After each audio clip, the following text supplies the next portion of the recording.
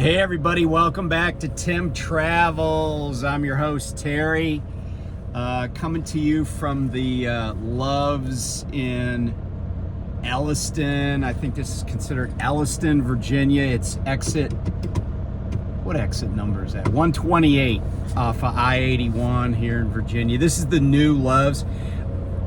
I've come here a few times just stopping, and each time several times I wanted to use the scale, and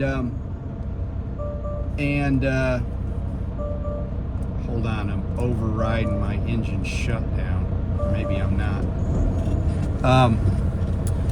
And every time I wanted to use the scale, it's not working. They got this nice cat scale. I didn't try it today. I went to the Loves down at exit 24. Headed north and deliver this load sometime tomorrow. The blitz starts, I think, today, and I never really worry about that stuff, but you know, these Virginia way stations are a pain in the butt anyway, so I can get on the road probably about 2:40 in the morning. So what I'm hoping is that way station that is, let me see, it's basically before you get to, it's between like 148 and 150 maybe. So that means I'm about 20-ish miles away, 22 miles away.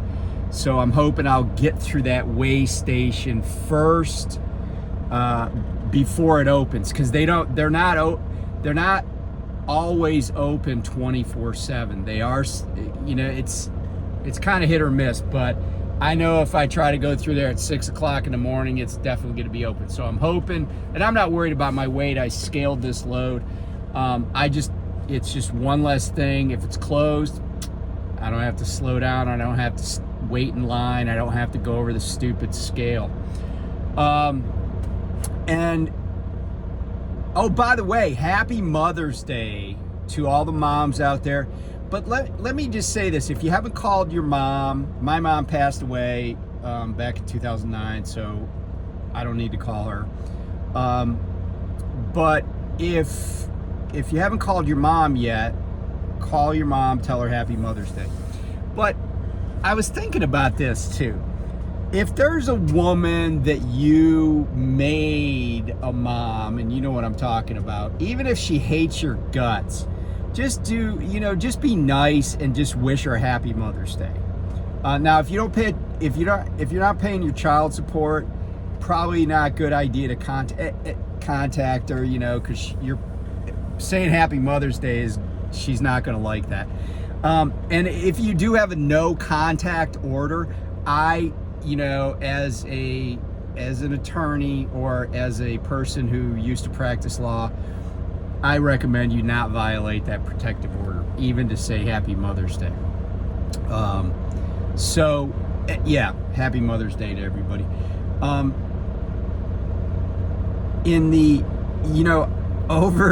Over the past few years, I've talked about, I'm about to kind of chuckle here. I've talked about the fact that I hate it when people that don't have semis park in semi-parking at truck stops. And the reason I hate it is because there's a limited universe of places that you can park a tractor trailer. Now, people say, oh, well, any off-ramp, any on-ramp, yeah, whatever. I don't do that, or I certainly try not to. I mean, I make it a point to not do that.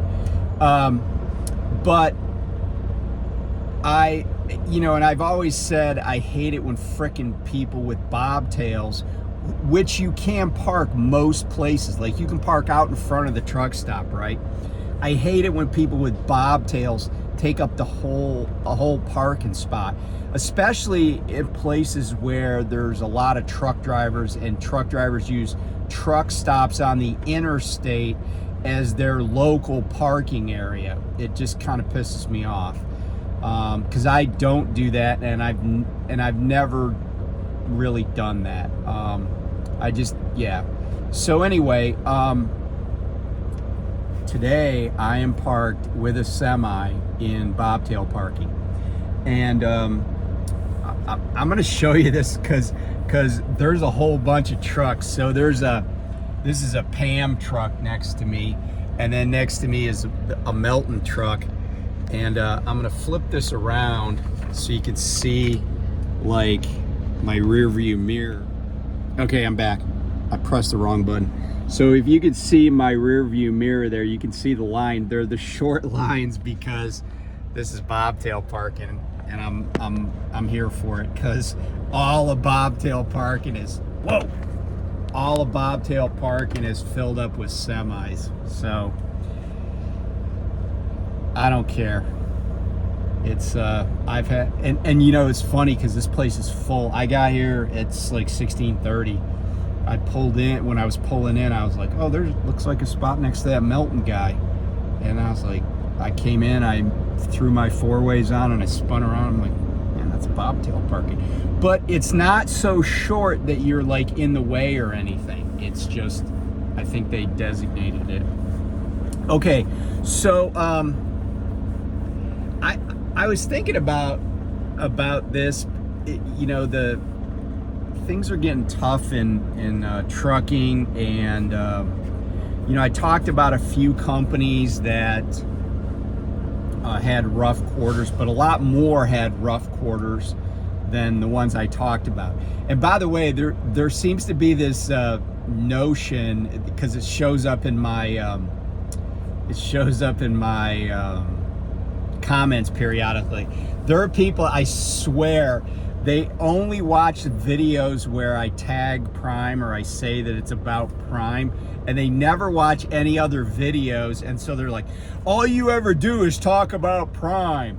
And of course, that's false if you followed the channel. Like, I started the channel when I was at GP Transco, you know?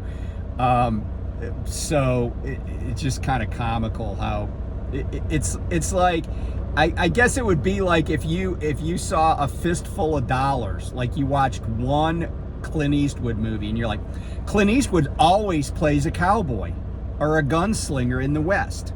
You know, it's just dumb to say stuff like that. But anyway, so I talked about several companies that, you know, in both the LTL and truckload space, and you know, there's a lot of change going on, and I'm gonna do probably a whole nother video about the stuff with, you know, the non-domiciled CDL holders, English proficiency exams, etc.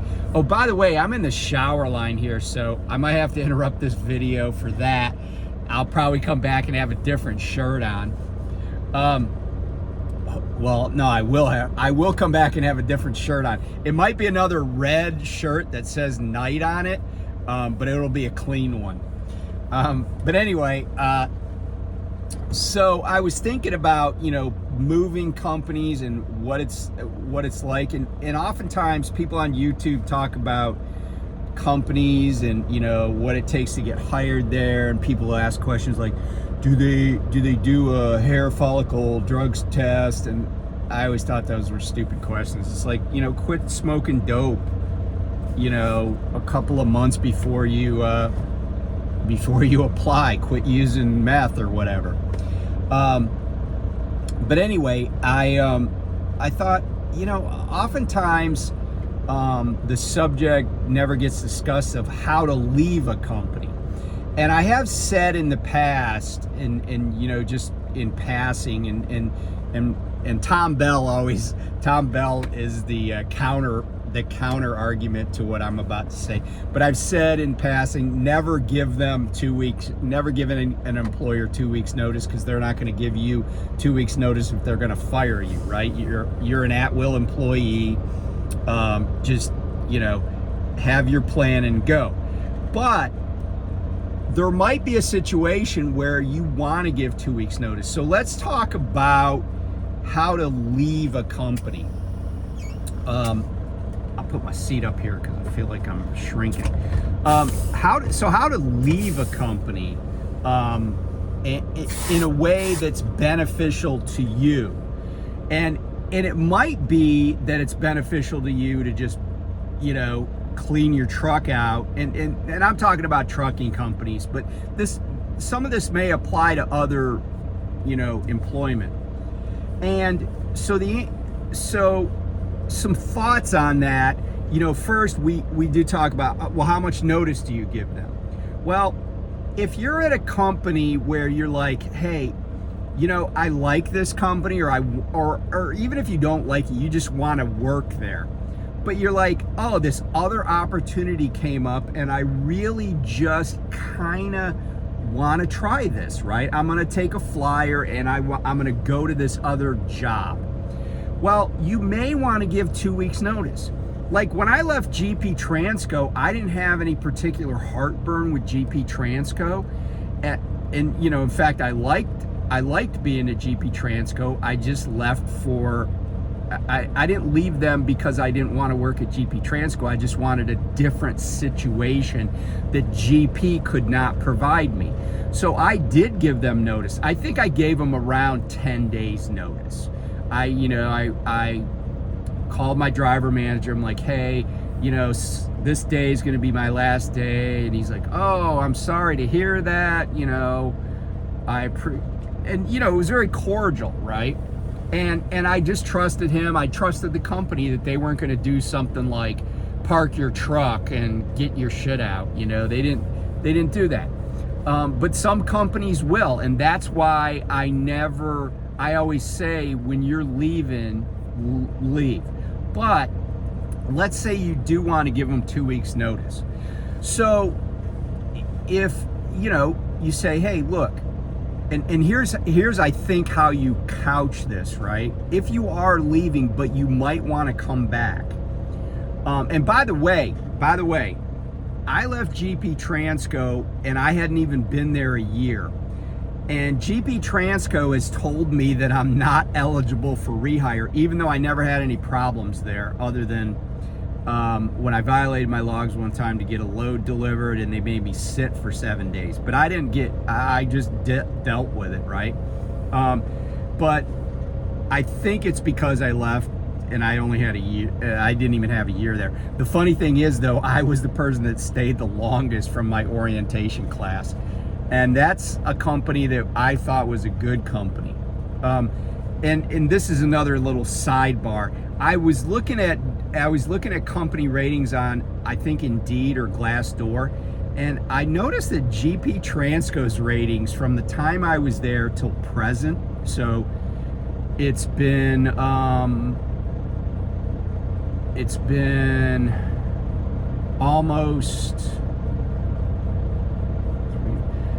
almost 4 years since I left GP Transco. I think I left, yeah. It's been almost 4 years since I left. Their ratings on Indeed, out of 5, have continually dropped. They used to be around like 4.2 or whatever, and they've just continually gone down. I think they're around 3.2, 3.1. I thought that was interesting that as the company matured, and a lot of companies have growing pains. But anyway, I gave them notice. And if you're going to give notice, right, you might want to say, hey, look, such and such a day is going to be my last day. Now, as soon as you say that, you must be prepared already that they say something like, oh, today can be your last day. Okay? You have to have a plan if they say, get your crap and get off our property. Okay? But I think that conversation is, oh, hey, I found an opportunity that I'd like to avail myself of at a company that does not do what we do. And that was the thing that I stressed at GP. They're like, oh, sorry, you're leaving. And I said, yeah. I said, I would like to stay here. And I had even asked, hey, can I lease a truck, right? Because that's what I wanted to do. That's why I went to Prime. And they're like, nah, we don't really do that, And if you do, it's got to be one that's like over 3 years old, and it just and I told the guy that was the social media manager, Sergey, I said, it's kind of like if I wanted pizza, it wouldn't be because I hate Chinese food. It's just I wouldn't go to a Chinese restaurant because they're not going to have pizza that I want. And I said, that's the same thing here. You guys just don't have what I'm looking for right now. But anyway, you say, hey, I'm leaving to take this new opportunity. But I want you to know that the reason I'm leaving is not because I'm dissatisfied, but it's because I want to do this other thing. I want to try this, but you guys don't offer that. So for example, let's say that I decided that I wanted to do reefer. Okay, my current company does not have a reefer division. Let's say that I was like, I really want to run coast to coast. My current company does not run coast to coast. So and those are just examples, right? But you could say, hey, look, I would do what I'm wanting to do here, except this company doesn't do that, and I'd like to at least try this. And then that way they know that you're not leaving because you're dissatisfied, although you might be. You're not leaving because you're disgruntled, although you might be. You're not leaving because you hate the company, although you might. You're just leaving because you want to expand your horizons, and that's how you plan on doing it. The other thing is, sometimes people leave not because of the company, but just because the company, again, can't meet their needs in terms of like schedule or whatever. Like sometimes people have a change in their personal situation, and they're like, look, I gotta have a job where I'm home every day. I've known people who've said that. They're like, my situation is different. And sometimes it's just like, hey, my significant other says if I don't get off the road, they're gonna leave me and take the kids and 60% of my wages. That's a good reason to leave, and say, look, if things change, I'll let you know. But that may be why you give notice, okay? However, let's say that you are dissatisfied, disgruntled, you don't want to be there anymore, and you're going to put them in your rear view mirror and never look back. Then you may be like, look, I don't trust these guys. If I tell them that I'm leaving in 2 weeks, they're gonna remotely cut my truck off, and I'm gonna have to find my way home from Mink Piss, Wyoming, back to Texas or Virginia or wherever you live, right? Well, you don't want to take that chance, and you want to have the opportunity to get yourself out of get your stuff out of the truck. And I know a lot of people who have had situations where somebody else packed their stuff. And I don't know about you, I'm not a germaphobe, but I just don't want other people touching my shit. I mean, I don't think that's unreasonable. And so I've always planned it so that somebody else wasn't doing that. Okay, so that's a compelling reason to do that. The other thing, though, is that you want to make sure that you already have a job offer before you go, unless you're retired, and then it's like, yeah, you don't care. And here's why I say that, because there's a very good chance, because we all know this happens on the regular in trucking, there's a very good chance that somebody's going to lie on your DAC. There's a very good chance that they're gonna be all butthurt and put stuff that's false about you, and that stuff can stay with you. And I've talked about how to refute that, but it's a pain in the butt to do it. But here's the other thing: a lot of times when you apply to companies, you have to list, not a lot of times, all the time in the trucking industry, you have to list your prior prior 10 years of employment. Well, what if you work at a place that's no longer around? Or what if it was your own business, right? They're probably not going to want to call you to verify your own employment. So here's what you do. And by the way, I'm not saying I've ever done this, but I know that it works. So, like, I had my own business back, 7, 8 years ago, right? But I worked at some places where I didn't really even think that my boss would take a phone call for an employment verification. So what do? I get a coworker that I'm friends with. I just give them their mobile number to the person, and I say, look, if this company calls you, just say, yeah, I know him, we work together, blah, blah, blah.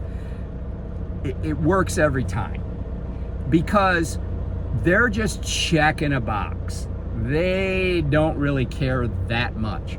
And you don't give the 800 number for the company. You give their direct dial, and you even write it on the application. Oh, this is their direct dial, or, put it in there, because and because of cell phones and how many area codes there are. I was thinking about how many area codes there were when I was a kid, like in 1970. Area codes in 1970, the middle digit of the 3 could only be a 0 or a 1. That was it. Now it's crazy. Now sky's the limit, right? But people aren't going to care what the phone number is. You just give them a name and a phone number. And honestly, you can make this up. I mean, I'm not saying I've ever done it. I'm not telling you what to do. I'm just saying you could, in theory, just make this stuff up. You could create a name, give them a phone number, and when they call, that person's like, oh yeah, I know Terry. We worked together for 3 years. And they'll be like, well, and now here's the thing. You want to make sure that the person knows what you put on your application about, like, when you worked there, what you did. And they're going to ask, oh, was he a CDL driver? Yeah. Do you have any tickets? And then if they're a good friend and they're really squared away, they might do the little, yeah, let me look. And they click on if they're in front of their laptop or whatever, they're clicking away. They're like, oh yeah, clean driving record, blah, blah, blah, no accidents, and none of that, never got a ticket. There you go. That's how you set it up, because they have to verify employment. But let's be honest, there are so many sketchy trucking companies that the ones that actually make those calls, they're just looking for a human being on the other end of the line that says, yeah, Terry worked here, and here's when he worked. Okay, so that's, the application process. But you want to have, you always want to have a plan B and a plan C and a plan K. You always want to have another plan. I told this story about going to Leonard's Express and the goofiness at the orientation, right? But guess what? They told me on a Thursday they weren't going to hire me. The following day, when I got home, I got a paycheck from my previous company. That's how quickly I move when I move.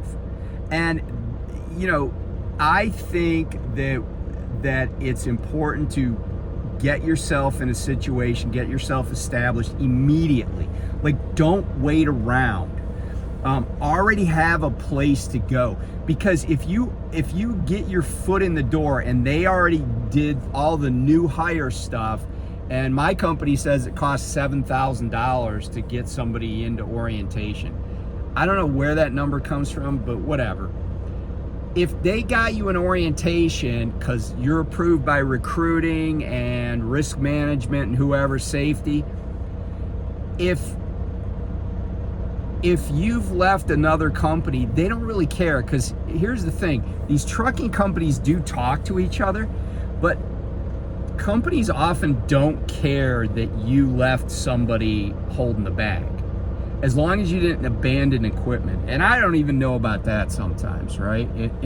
Now, I'm not saying the market is great, but there are some companies, like I've had companies calling me recently. So if you're thinking about making a move, make sure that you're doing it in a way that's most advantageous to you. Don't worry about who you're putting in the rear view mirror, unless you really do like them and you might want to go back. Now, honestly, when I left GP Transco, I wasn't really thinking about going back there, but life changes, right? Curveballs come, whatever. And so when I was leaving Prime, I did try to go back to GP Transco, and that's when I found out that I was not eligible for rehire. I would, and maybe if they told me that, I don't know, I might have changed my mind, or I might have been like, no, I gotta take this plunge. But think it through. But remember that if you got, and I've said this before, if you have a good driving record, you don't put trucks in a ditch, you don't get tickets, you didn't have a wreck where a bunch of people got killed or something, you're going to be employable. It's just a matter of how long it takes. Now, I had somebody say to me when I left Well, they're like, man, I can't believe how quickly you got a new job. My experience has been that it's pretty quick.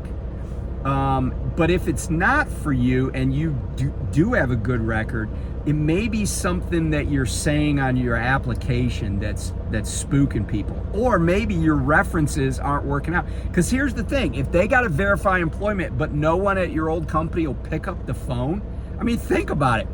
I'm a driver, and how many times do I get put on hold at trucking company, my own company, where people won't pick up the phone? I had a DM used to left me stranded in Montana and went on vacation. What if somebody was calling him to try to verify employment? They're never going to get through, but they're supposed to do that, and that could hold up your application. So that's another reason to just create your own verifiers. I'm not saying you got to do that. I'm not even saying you should do that. I'm just telling you that, let's be real. They're just trying to check a box, and if you got some friend, ex-girlfriend, whatever, your mom answers the phone, hello, and here's the other thing too, they don't have to answer the phone like ABC Trucking, because that's not, your driver manager doesn't answer like that. My fleet manager at Prime, he would just be like, he'd pick up the phone, this is James. And my driver manager now, he might say the company sometimes. I know he does it on his voicemail, but I think most of the time he just he picks, if he sees the number, hey Terry, so that's not even a thing to worry about. So anyway, if you got any questions, put them in the comments section. I'm happy to give people, advice for fun and entertainment. So anyway, I'll talk to you guys soon. Bye.